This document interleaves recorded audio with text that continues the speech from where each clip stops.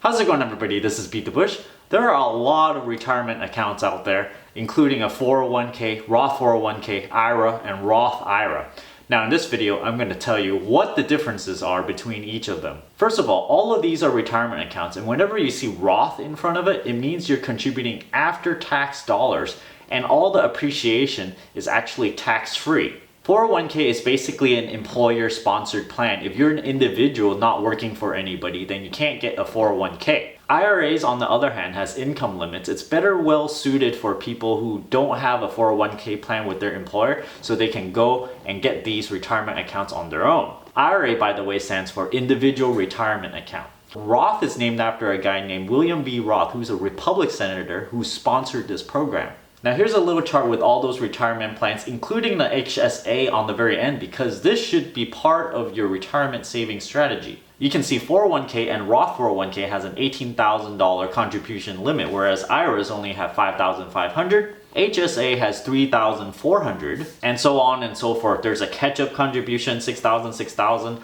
IRAs and Roth IRAs has $1,000. HSA also have $1,000, but you gotta be 55 to contribute and not 50 like all the rest. Now, like I said before, anything that has a 401k in it is employer sponsored, so you may get employer matching here. Employer matching goes anywhere from 3 to 6% or so, and if you happen to be able to contribute to a Roth 401k plan, they're not going to put after-tax dollars into your Roth 401k for you. They're going to match it and then put it in the 401k, which is actually before tax. Let's say you're going to put $1,000 in over the entire year. You put $1,000 in, they're going to match it with $1,000 and put it in the 401k. However, your $1,000 go in the Roth 401k, which is taxed, so let's say it's 25%. So only $750 go inside your Roth 401k. Now the 401k, the IRA, and the HSA, it's a good way to put pre-tax money in there. So it's a good way to reduce your effective income. So if you're in a really high tax bracket, it's really good to contribute to these accounts so that you can reduce your effective income that's taxed. Let me mention right now, the limit is not $18,000 for 401k and $18,000 for Roth 401k. It's a combination of both of them is $18,000. However, you can contribute $18,000 and then another $5,500 in a Roth IRA and then another $3,400 in an HSA. Post-tax money is for the Roth 401k and the Roth IRA, where after you get taxed, then you put that money in. So let's say you earn $1,000, you get taxed at a 25% rate, then you get to put $750 inside these Roth 401k or Roth IRAs. Now the important distinction here is that yes, 401k is not taxed when you put it in, but when you take it out whatever time later, it is taxed then. So for these retirement accounts, you're going to get taxed on it no matter what. For a 401k, you don't pay tax now, it's deferred, so that's why when you take it out, you still have to pay taxes, whatever tax bracket you happen to be later on when you retire. Roth 401k, however, you're taxed today, and the appreciation later on in the account, it's not taxed. So you put in money that's already taxed, whatever that grows, that part that increased, it's not taxed when you take it out.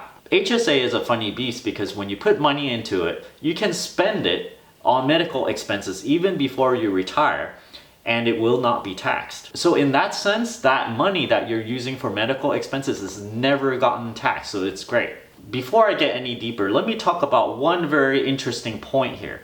You can actually convert a 401k into a Roth IRA. Now when you do this rollover, Roth IRA is taxed money. That means when you do the conversion, you actually have to pay taxes on the 401k. Now let me mention this way where you can actually extract money from your 401k to use it now. What you can do is roll over your 401k if you're not employed with that company anymore. You can roll it over into a Roth IRA.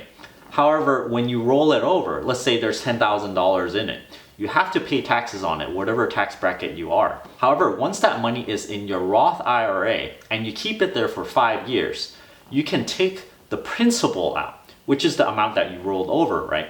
You can take that principal out without any penalty. The penalty for taking money out of a Roth IRA is actually 10%. So you actually get around this 10% penalty if you roll it over, let it sit for 5 years, and then take the money out. So this gives you an access to retirement money even before you actually retire. So let's say over 10 years, you put $10,000 in a Roth 401k every single year. So then you have $10,000 of principal that you put in.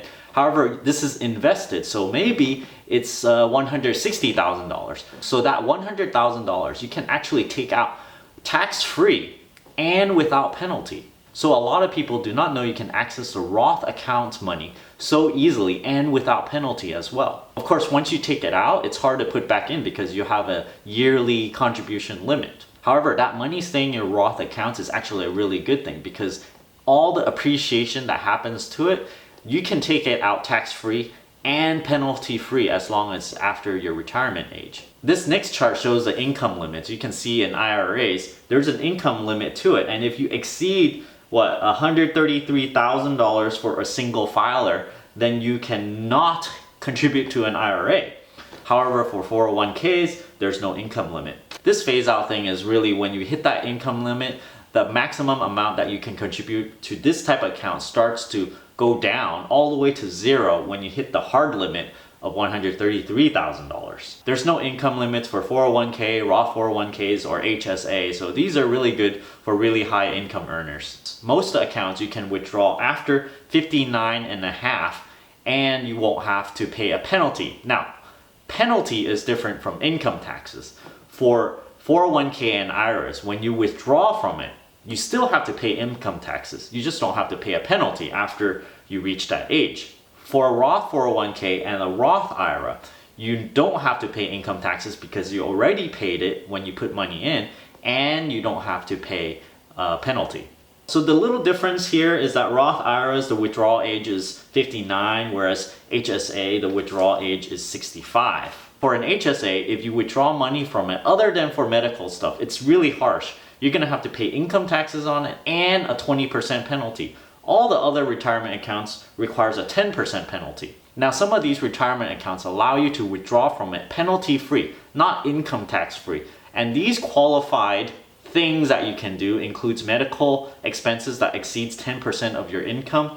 If you do rollovers, like I said, if you roll over to a Roth IRA, you still have to pay income taxes on it, you just don't have to pay the penalty. If death occurs, disability occurs, if you pay for higher education expenses, then yes, you still have to pay income taxes, but you don't have to pay the penalty of 10%. For a 401k and a Roth 401k, there is a required distribution age at 70 and a half. So you have to distribute some money starting that age, or else they give a very, very hefty penalty of 50% for the amount that you fail to distribute.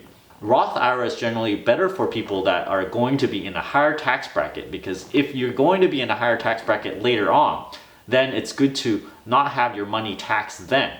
However, if you think you're going to have a lower tax bracket, it's better to contribute to a 401k because right now you can not have to pay taxes in a really high rate. Let's say you're at 28% and later on when you retire, you're going to spend a lot less. So then you're going to be, I don't know, 15%, 20% tax bracket. So then when you take the money out, you're going to have to pay less in percentage per taxes later on for a 401k. Roth IRA is great for lower income earners where they're in a lower tax bracket. Let's just say you're starting out in your career where you only have 15, 20% tax bracket and you're over here, you contribute all this money at 15, 20% tax bracket, which is pretty low. And then later on as your career progresses, or maybe later on when you retire, you're still gonna earn a lot more. Then you're gonna be at a higher tax bracket, which is great because if then you still have your Roth IRA, then you can take money out tax-free and you don't have to pay at that higher tax bracket that you're at later on. So that's all I have for today. I hope that wasn't too confusing. Don't forget to give me a like on this video, comment down below. Let me know if this made it more clear for you. If you're interested in supporting this channel, don't forget to check out my Audible link down in the video description below where you can actually get a free book. And if you cancel before the trial period ends, you can keep the book and you don't have to pay a thing. I also have a Patreon over here and don't forget to subscribe. Thanks for watching.